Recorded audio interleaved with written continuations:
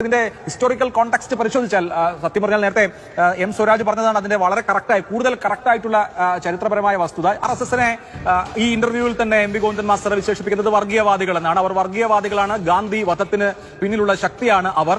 ഒരു രാഷ്ട്രീയ ഘട്ടം വന്നപ്പോൾ ഞങ്ങൾ അവരോട് പോലും സഹകരിച്ചു, അതുപോലെ ജമാഅത്തെ ഇസ്ലാമിയോടും എന്നാണ് അദ്ദേഹം പറഞ്ഞത്. നമുക്കറിയാം 1977 സഖ്യം ജനതാ പാർട്ടി എന്ന് പറയുന്നത് സംഘടനാ കോൺഗ്രസും സോഷ്യലിസ്റ്റുകളും കോൺഗ്രസ് ഫോർ ഡെമോക്രസിയും ജനസംഘവും ചേർന്ന ഇന്ദിരാ വിരുദ്ധ പാർട്ടിയായിരുന്നു. അന്നത്തെ ഇന്ദിരാ വിരുദ്ധരെല്ലാവരും ഒരുമിച്ച് ചേർന്നുണ്ടാക്കിയ പാർട്ടിയാണ് ജനതാ പാർട്ടി. ആ ജനതാ പാർട്ടിയെയാണ് ഇടത് പാർട്ടിയായ CPM പിന്തുണച്ചിട്ടുള്ളത്. ആദ്യഘട്ടങ്ങളിൽ ഇന്ദിരാ വിരുദ്ധതയുടെ പേരിൽ ജനസംഘത്തെ സഹകരിപ്പിക്കുന്നതിൽ CPM-ന് എതിർപ്പുണ്ടായിരുന്നു. CPM അത് തുറന്ന് പ്രകടിപ്പിച്ചിട്ടുണ്ട്. ആ ഘട്ടത്തിലാണ് ജയപ്രകാശ് നാരായണൻ ജനസംഘം ഫാസിസ്റ്റ് ആണെങ്കിൽ ഞാനും ഫാസിസ്റ്റ് ആണ് എന്ന് പ്രഖ്യാപിച്ചത്. രാംലീല മൈതാനത്ത് വെച്ചാണെന്നാണ് എന്റെ ഓർമ്മ. ഈ ജനതാ പാർട്ടിയുടെ കൺസ്ട്രക്ഷൻ ലോക്നായക് ജയപ്രകാശ് നാരായണന്റെ നേതൃത്വത്തിലായിരുന്നു. അദ്ദേഹത്തിന്റെ നേതൃത്വത്തിൽ നമുക്ക് അന്നത്തെ ഏറ്റവും പ്രധാനപ്പെട്ട നേതാക്കൾ മൊറാർജി ദേശായി, അതുപോലെ തന്നെ ചൌധരി ചരൺ സിംഗ്, ബാബു ജഗ്ജീവൻ റാം, ജോർജ് ഫെർണാണ്ടസ്, അങ്ങനെ സോഷ്യലിസ്റ്റുകളായ നേതാക്കളും സംഘടനാ കോൺഗ്രസുകാരായ നേതാക്കളും അതുപോലെ തന്നെ ജനസംഘക്കാരും ജനസംഘത്തിന്റെ പ്രതിനിധികളായ അടൽ ബിഹാരി വാജ്പേയിയും LK അദ്വാനിയുമാണ് മൊറാർജി മന്ത്രിസഭയിൽ ഉണ്ടായിരുന്നത് നമുക്കറിയാം. അപ്പോൾ ജനസംഘം മാത്രമല്ല, ജനസംഘം അടക്കമുള്ള പാർട്ടികൾ, അതായത് സംഘടനാ Congress, Congress for democracy, socialist വിവിധ ലോക്ദളുകൾ, ഇതെല്ലാം ചേർന്ന ഒരു കൂട്ടമായിരുന്നു ഈ ജനതാ പാർട്ടി. ആ ജനതാ പാർട്ടിയുമായിട്ടാണ് സഖ്യമുണ്ടാക്കിയിട്ടുള്ളത് 1977. മൊറാർജി ദേശായിയെ പ്രധാനമന്ത്രിയാക്കിയ തെരഞ്ഞെടുപ്പാണ് 77 തെരഞ്ഞെടുപ്പ്. ആ തെരഞ്ഞെടുപ്പിൽ ജനതാ പാർട്ടിയാണ്, ജനസംഘമല്ല, BJP അല്ല. ആ ജനതാ പാർട്ടിയുമായാണ് ഇടതുപക്ഷം സഹകരിച്ചത്. RSSന്റെ നേതാക്കന്മാരെ സ്ഥാനാർത്ഥികളായി മത്സരിപ്പിച്ച മുന്നണിയുടെ പേരാണ്, ആ മുന്നണിക്ക് നേതൃത്വം കൊടുത്ത പാർട്ടിയുടെ പേരാണ് കോൺഗ്രസ്. നിലമ്പൂരിലെ എന്റെ ആദ്യത്തെ തെരഞ്ഞെടുപ്പ് ഓർമ്മ, ഞാൻ സ്കൂൾ വിദ്യാർത്ഥിയായിരിക്കുമ്പോൾ, പ്രൈമറി സ്കൂൾ വിദ്യാർത്ഥിയായിരിക്കുമ്പോഴുള്ള ഓർമ്മ 1987 തെരഞ്ഞെടുപ്പാണ്, നിയമസഭാ തെരഞ്ഞെടുപ്പാണ്. അതിനുശേഷം എല്ലാ തെരഞ്ഞെടുപ്പുകളിലും തെരഞ്ഞെടുപ്പ് പ്രചരണങ്ങളും കണ്ട ഓർമ്മ എന്റെ മനസ്സിലുണ്ട്. കഴിഞ്ഞ 2 തെരഞ്ഞെടുപ്പ് ഒഴികെ, കഴിഞ്ഞ 2 തെരഞ്ഞെടുപ്പിൽ മറ്റൊരിടത്ത് സ്ഥാനാർത്ഥിയായിരുന്നുകൊണ്ട് ഇവിടുത്തെ പ്രവർത്തനങ്ങൾ അങ്ങനെ ഇവിടെ പങ്കാളിയായിട്ടില്ലല്ലോ. അപ്പോൾ മറ്റ് തെരഞ്ഞെടുപ്പുകളുടെ എല്ലാം ഈ പരസ്യ പ്രചരണം അവസാനിക്കുമ്പോഴുള്ള ആ ആരവങ്ങളും എല്ലാം ഇപ്പോഴും വലിയ ആവേശത്തിലായിരിക്കും എല്ലാ മുന്നണികളും. പക്ഷെ അതിൽ നിന്നൊക്കെ അപ്പുറത്തുള്ള വലിയൊരു പങ്കാളിത്തം, ഒരു മനുഷ്യക്കടൽ പോലെ ഇരമ്പി വരുന്നത്, അത് ഈ തെരഞ്ഞെടുപ്പിന്റെ ഒരു പ്രത്യേകതയായിട്ടാണ് തോന്നിയത്. പതിവിൽ കവിഞ്ഞ പങ്കാളിത്തവും പ്രതീക്ഷിക്കുന്നതിനും അപ്പുറമുള്ളൊരു പങ്കാളിത്തവും ആവേശമൊക്കെ ആയിരുന്നു. അത് ഇടതുപക്ഷ ജനാധിപത്യ മുന്നണി പ്രവർത്തകരെ ആവേശത്തിന്റെ കൊടുമുടിയിലെത്തിക്കുന്ന ഒരു മനുഷ്യക്കടൽ പോലെ ആർത്തിരമ്പിയ ഒരു അനുഭവമായിരുന്നു. അപ്പൊ അതൊരു അവിസ്മരണീയമായ അനുഭവമാണ്. അതിന്റെ ഒരു ആവേശവും ആഹ്ലാദവും ഒക്കെയാണ് എല്ലാവരിലും ഉള്ളത്. സെക്രട്ടറിയും ഗോവിന്ദൻ മാസ്റ്റർ മാതൃഭൂമിക്ക് ഇന്റർവ്യൂ പറയുന്നത് അടിയന്തരാവസ്ഥ കാലത്ത് ഞങ്ങൾ RSSമായി സഹകരിച്ചിട്ടുണ്ട്, സത്യമാണെന്നാണ് പറയുന്നത്. നിങ്ങൾക്കെന്ത് ഇന്റർവ്യൂ? ഞാൻ ഈ തെരഞ്ഞെടുപ്പ് സമയമായതുകൊണ്ട് ഈ ഇന്റർവ്യൂവും മറ്റും അങ്ങനെ ശ്രദ്ധിക്കാനോ കേൾക്കാനോ കഴിയാറില്ല. അപ്പൊ മാഷ് നിങ്ങൾ ചോദിച്ച ഏത് ചോദ്യത്തിന് എങ്ങനെയാണ് പ്രതികരിച്ചതെന്ന് എനിക്ക് പറയാൻ കഴിയില്ല. അടിയന്തരാവസ്ഥയുടെ കോണ്ടസ്റ്റ് വന്നുകൊണ്ട് ആ സാഹചര്യം ഞാൻ വിശദീകരിക്കാൻ വേണമെങ്കിൽ, അടിയന്തരാവസ്ഥ പ്രഖ്യാപിച്ചത് എല്ലാവർക്കും അറിയാവുന്ന രാഷ്ട്രീയ സാഹചര്യങ്ങളിലാണ്. അതിന്റെ ചരിത്രം ഇപ്പോൾ പറയേണ്ട ആവശ്യവുമില്ല. എന്നാൽ അടിയന്തരാവസ്ഥക്കെതിരായി 1977 ഒരു വലിയ കൂട്ടായ്മ നമ്മുടെ രാജ്യത്ത് ഉയർന്നു വന്നു.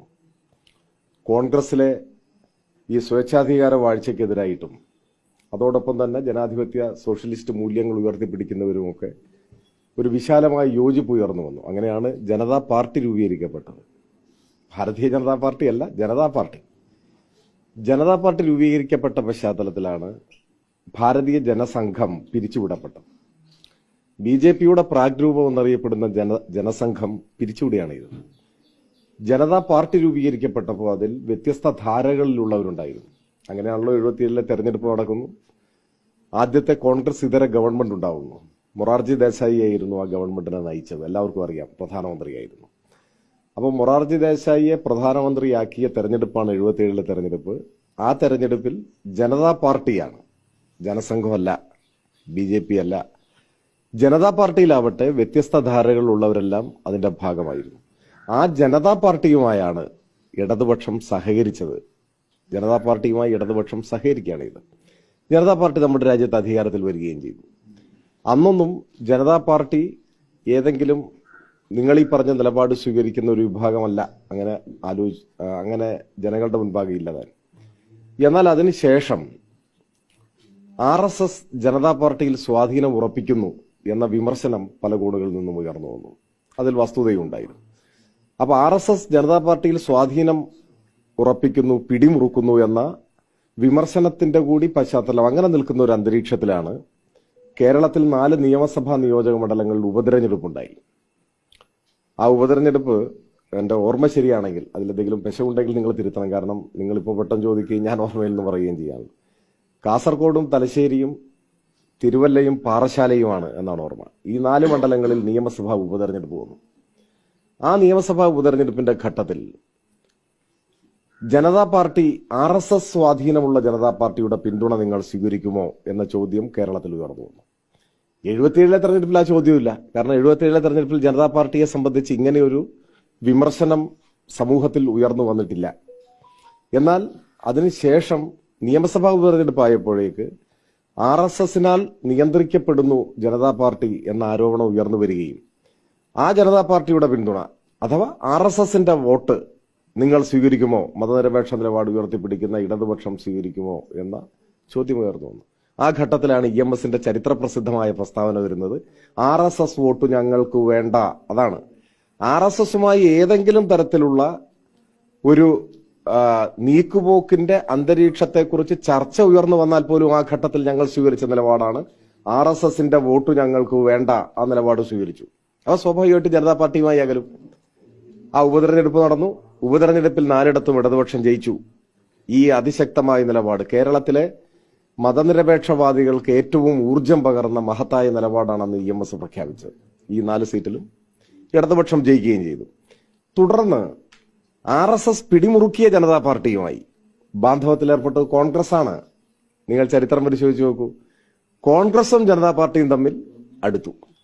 1980 തെരഞ്ഞെടുപ്പ് നടക്കുമ്പോൾ ആ മുന്നണിയുടെ സ്ഥാനാർത്ഥി എന്ന് വെച്ചാൽ കോൺഗ്രസ് മുന്നണിയുടെ സ്ഥാനാർത്ഥിയായി കാസർഗോഡ് മണ്ഡലത്തിൽ മത്സരിച്ച സ്ഥാനാർത്ഥിയുടെ പേര് O രാജഗോപാൽ എന്നാണ്. ഇപ്പോഴും ജീവിച്ചിരിക്കുന്നുണ്ട്. അപ്പോ O രാജഗോപാലിനെ ഇപ്പോഴത്തെ BJPയുടെ മുതിർന്ന നേതാവും മുൻപ് നിയമസഭാംഗമായിരുന്ന ആ O രാജഗോപാൽ അന്ന് കോൺഗ്രസ് മുന്നണിയുടെ സ്ഥാനാർത്ഥിയായി മത്സരിച്ചു. കോൺഗ്രസ് പ്രവർത്തകരൊക്കെ അദ്ദേഹത്തിനാണ് വോട്ട് പിടിച്ചത്. എനിക്ക് തോന്നുന്നു രാമണ്ണ റേയാണ് ഇടതുപക്ഷത്തിന്റെ സ്ഥാനാർത്ഥി അന്നെന്ന് തോന്നുന്നു. അന്ന് ആ തെരഞ്ഞെടുപ്പിൽ നിയമസഭാ തെരഞ്ഞെടുപ്പ് നടക്കുന്നുണ്ട്. പെരിങ്ങളമാണെന്ന് തോന്നുന്നു. അതൊക്കെ ഒന്ന് പരിശോധിച്ചോളൂ. KG മാരാർ മത്സരിച്ചു കോൺഗ്രസ് മുന്നണിയുടെ സ്ഥാനാർത്ഥിയായി. അദ്ദേഹത്തെ എതിർത്ത ഇടതുപക്ഷ സ്ഥാനാർത്ഥിയാണ് ഇപ്പോഴത്തെ നമ്മുടെ വനം മന്ത്രി AK ശശീന്ദ്രൻ. അങ്ങനെയാണ് പരാജയപ്പെടുത്തിയത്. അപ്പൊ പറഞ്ഞു വന്നത്, നാട് അറിയപ്പെടുന്ന RSS പ്രതിനിധികളെ, RSSന്റെ നേതാക്കന്മാരെ സ്ഥാനാർത്ഥികളായി മത്സരിപ്പിച്ച മുന്നണിയുടെ പേരാണ്, ആ മുന്നണിക്ക് നേതൃത്വം കൊടുത്ത പാർട്ടിയുടെ പേരാണ് കോൺഗ്രസ്. RSSുമായി ചരിത്രത്തിലുടനീളം കോൺഗ്രസിന് ആ ബന്ധമാണുള്ളത്. അത് O രാജഗോപാൽ മുതൽ KG മാരാർ വരെയുള്ളവരെ സ്ഥാനാർത്ഥിയാക്കി ഇടതുപക്ഷത്തെ പരാജയപ്പെടുത്താൻ ശ്രമിച്ച ആ ചരിത്ര പശ്ചാത്തലവും നമ്മുടെ മുമ്പിലുണ്ട്. ഞാൻ പറഞ്ഞോളാം. അതേസമയം RSSുമായി ഏതെങ്കിലും തരത്തിൽ RSS പരിസരത്തേക്ക് വന്നാൽ നിലപാട് വ്യക്തമാക്കുകയും RSSന്റെ വോട്ട് ഞങ്ങൾക്ക് വേണ്ട എന്ന് അസന്നിഗ്ധമായി പറയുകയും ചെയ്ത ചരിത്രം നമ്മുടെ മുൻപിൽ ഇങ്ങനെ തെളിവായി നിൽക്കുകയാണ്.